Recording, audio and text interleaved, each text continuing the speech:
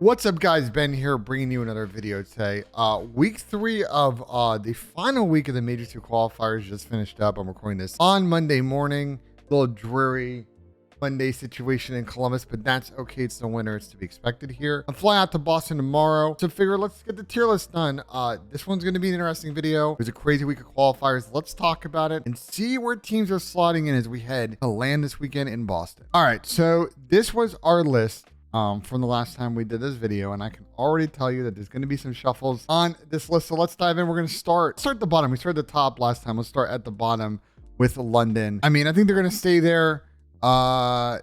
Finish the stage with really just one good victory, and that was against Vegas. So to be honest, it doesn't look good for the squad. You know, even Asim's been a little bit inconsistent down the stretch, and I think he's probably trying to do a little too much now. They just don't have the AR slaying to really match up with everybody, and I just, even though they beat Florida on like 2 hard points, they lost in the game 5. Like, I don't see it for this team. I'm leaving them at the bottom. They're probably getting, you know, top 12 at this event, and then we'll see what they do after Major 2. But right now, unfortunately, they're one of the worst teams in the league. All right, next up, we have the Florida Mutineers, and we were going back and forth about this in the last video. Where do I put them? Where do I put Vegas? And I think after this week, even though I think their records are probably, if I remember, pretty similar now, like going into this event, I think I'm not a big fan of this Florida roster, and I'm not a big fan of the Dave Patty roster move. It just hasn't made them any better. They don't look any better in hard point. Their win condition is incredibly narrow. Their map pool is incredibly narrow. I'm just not sold, man. I know, again, they did beat London, and I'll put them kind of, you guys like me if I rank stuff in their tier list, so here's what we're doing on that front. I'll put them in front of London, but I just don't see it with this team, man.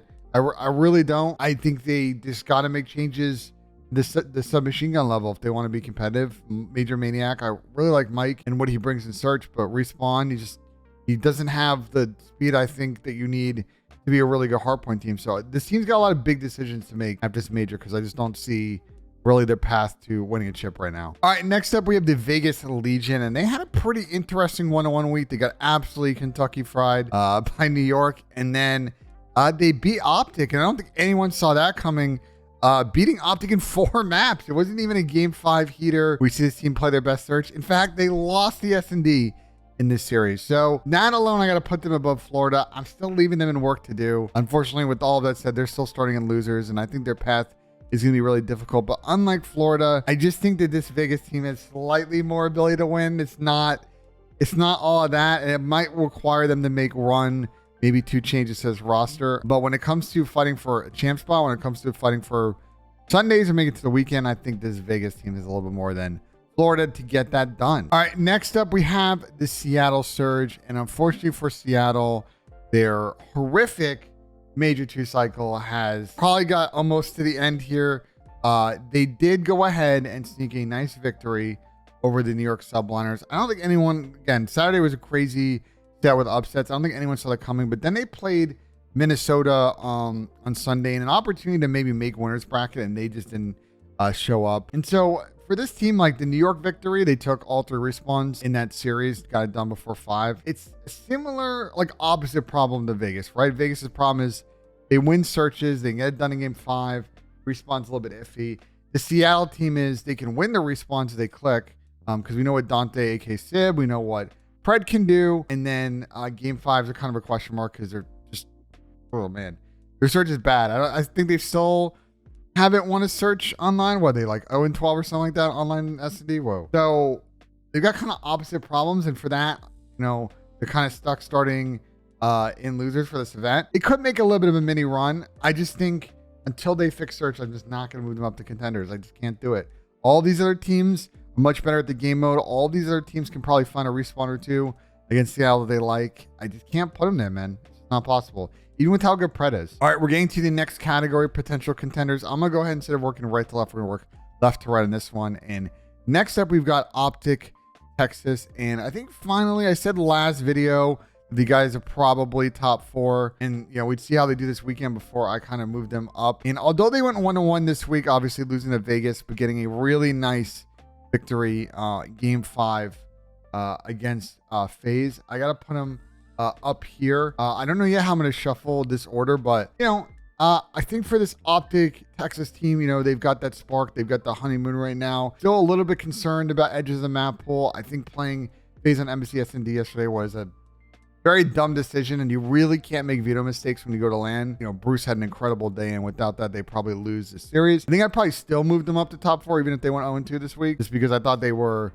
how competitive they were in the weeks prior. But they do, like everybody else in the top 4, have things to work on. I just kind of, you know, based on sort of how they've been playing these couple of matches, I like them versus pretty much everyone. They will play Thieves in the bracket, and I think that's a very spicy matchup I'll get to on my next video. But for now, I'm going to go ahead and move Optic into my top 4, and we'll see how they do at the major. All right, we got coming up here as the next squad in our potential contenders category, and one that's going to stay in this spot and not move up is going to be the Boston Breach. They went ahead and beat Florida on Saturday 3-1. It was like, okay, this team has an opportunity to get the top seed at their home major. Oh man, they played a grueling against Thieves. They went up in that series and then got reverse swept. Man, what do I say about it with this Boston team? They're 0-5 in game 5s. They're a really good team. They have a lot of talent. We see it in the respawns. They're probably one of the best hardpoint teams in the game right now. But in the other two modes, especially in search, this team just does not know how to close. This team does not know how to win in the clutch. They have the talent. They're just going to need to learn with the squad, and that's just the limiter on their ceiling. I can't, you know, when they play a New York, a FaZe, a Toronto, and Optic with, you know, players that have won events, players that have clutched up, I just can't put Boston above those teams. And even like LA Thieves, who they played this weekend. I mean, I don't think Thieves really should have won that series. I mean, it was a typical reverse sweep out of the Thieves guys. But Boston should close that team out, and they didn't. And for that, they're going to stay in contenders. I'll probably put them above all these teams. Maybe I'd move like Thieves like right here. And we'll get to why maybe in a second. And maybe put Rocker here like that. But going in their home major, I'll kind of give them a little bit of a boost. They've got to play FaZe in the first round, and I don't think that that's going to be a great matchup for them historically. So we'll see what Boston can do, but this can be a real bumpy one. And a lot of questions about this Boston squad after this major potentially and their ability to close out and win. All right, let me explain why I put Rocker as kind of the next squad in here. For some reason, my co-host on the show, Patrick Price, aka Aches, really doesn't like this team, and I don't quite really understand it. Yes, they're really bad at game 1 and game 2s, like everybody's aware of their struggles in those, but they had a really nice victory against Seattle. And for me, I think Ben Vance is playing really, really well right now, and Afro looks like a top 5 sub in the game. And for that, I think it's going to help them in a lot of these grueling series, which you're going to play Atlanta, not going to be 3-0s. This team gets better as the series go on, as they warm up.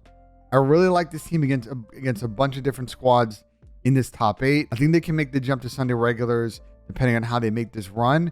But I feel much better about the Rocker than I did at the beginning of Major 2. I was like, I don't know, after the Major 1 run, or is this team real or not? They kind of, now I feel like, okay, this team is starting to click. They're kind of figuring out. They're starting to win some game 1s and game 2s. Still some things for them to work on, but I really think that their strength and control has kind of helped stem the flow kind of 3-0 sweeps that they could have faced at points this season. I do think that the other two modes aren't as strong as some of the teams in the top 4, but if they can work on that consistency again with probably better starts in series, the team can move up. So I got them there. All right, next up we've got LA Thieves, and man, I had no idea that this team would clutch up and make a winner's bracket at this event. I thought I was shocked after week 2, but they went ahead again and had that crazy reverse sweep against Boston.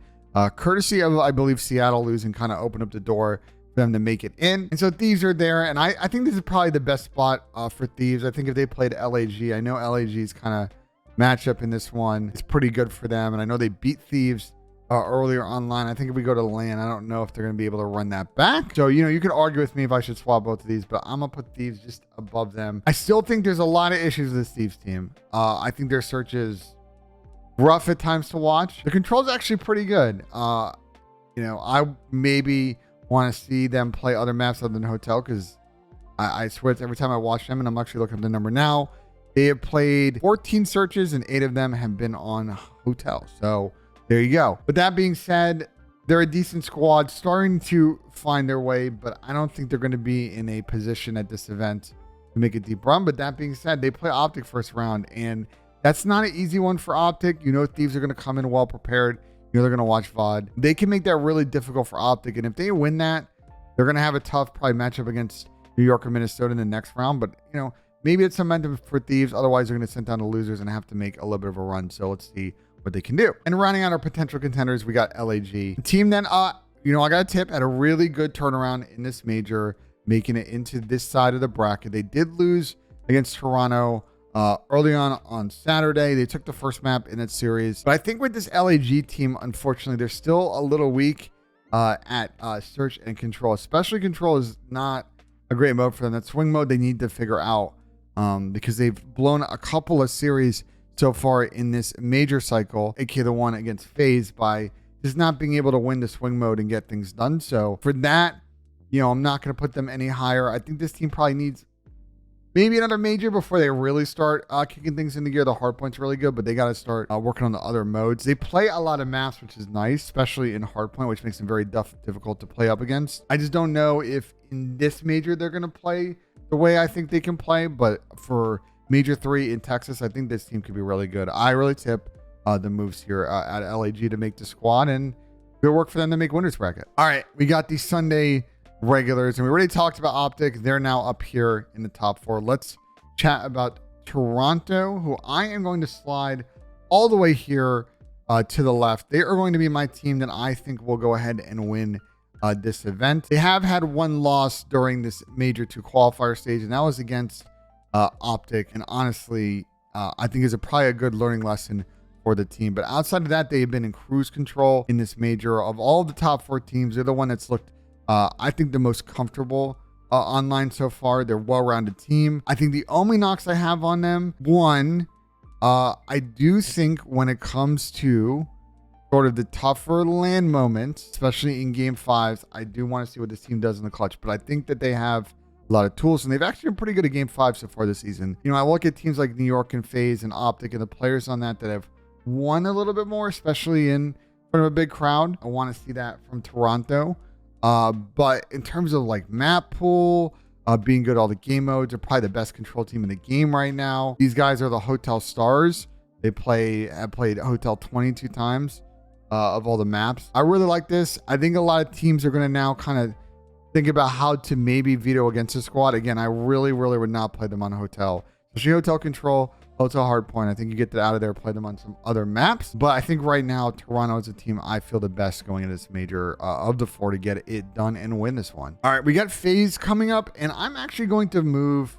This one's really tricky. I'm going to do a little bit of a shuffle here. I'm going to move FaZe here. FaZe had a pretty up and down Major 2 qualifiers, but the thing I like about FaZe is kind of how they've been really trying to work on getting comfortable on every single map in the game, and they've kind of spread out their surface area of maps they play like pretty well. I like their go-to in search. I really don't want to see anyone play them on Embassy. They're 6-0. I really don't know why teams keep squaring up with them on that map, but they're really good at like Silo. They're really good at Mercado, and they seem to like playing Fortress a bit these days. They beat New York on it, so we'll see. I mean, once Embassy starts getting out of some of these series, and FaZe can kind of get on the Silo Mercado, they're still kind of favored on that split. My only thing with FaZe is like, we can rank them wherever we want in the top 4. They're usually going to make it to the weekend. They're usually going to be top 3.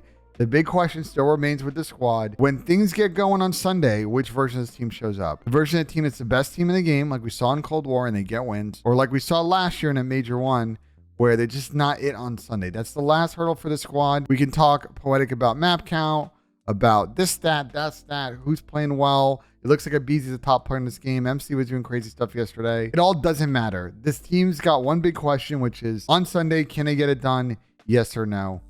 We will find out. And then rounding out this video, we've got the New York subliners, who a lot of people like. I got to be honest, I'm not super high on New York right now. They didn't look in their best form during this major qualifier cycle. I know that they ended up going 3-2, but still have kind of questions around their current form, and I feel like teams have kind of started to get better across the board on Fortress. And I feel like when New York had this really deep run at Major 1, it was off the back of their really solid play on that map. And so I'm a little worried. I'm still a little bit worried about their S&D. I think it's a little bit iffy, especially against the top S&D teams. They didn't look super comfortable on it against FaZe. And I know that series is a little bit wonky with the resets. I think this team still got it to make it to Sunday, but as opposed to like Toronto and FaZe, I'm a little not as sold on New York's current form. Them playing OPTIC is an interesting matchup. I really don't know how that would go, but for now, I'm going to put New York in third. I feel like FaZe and Toronto feels like more of a destiny of a grand final than maybe New York getting involved in that. But it's so tight right now. Maybe New York finds it when they get to land. Their control circle looked really good online. So that swing mode could be coming handy if they get into some gritty series. But for that, that's why I'm moving FaZe above New York. And some of you may say, well, why don't you put OPTIC in second? I'm not putting OPTIC in second. We just seen them with 3 online matches. I want to see how this team does when the game gets a little bit going on land, plays a little bit differently. Can't really, boost up your sound with the equalization as much as you can online. Although apparently we heard in the watch parties, you're going to be able to make that setting on land. I just think with the white noise pumping in, it's not going to be as easy. The crowd sound, all that. Yeah, this is your tier list. I mean, it speaks towards kind of where we're at right now in Call of Duty. I think any one of these top 8 teams can probably get it done in this tournament. Maybe Seattle, it's hot, it makes a losers bracket run, but I think legit all of these teams have a very good chance to win this tournament. There's not a clear favorite going into this.